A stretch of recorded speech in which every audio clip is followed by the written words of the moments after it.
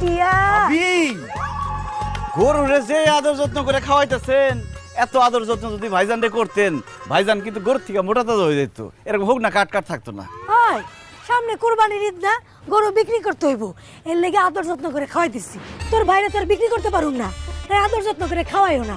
কি কও ভাবি তুমি এটা? তুমি গরু বেচবা? আমিও তো সামনে কুরবানি দেবো, গরু খুঁজতেছি, গরু কিনুম। তোমার গরুটা আমার খুব পছন্দ হয়েছে, তোমার গরুটা আমি কিনতে চাই। কত দাম? ৮০,০০০ টাকা। ৮০,০০০ টাকা? একদম আমার বাজেটের মধ্যে হয়েছে। আমি ৮০,০০০ টাকা দিয়ে একটা গরু কিনতে চাই, কিন্তু আমার একটা শর্ত আছে। আমি একজন গরুর ডাক্তার ডাক দেবো, সে আইসা গরুটা দেখে যদি বলে সব ঠিকঠাক আছে, আমি একদম ৮০,০০০ টাকা ক্যাশ দিয়ে তোমার গরুটা নিয়ে যাবো। আচ্ছা ঠিক আছে, ডাক। ডাক্তার সাহেব,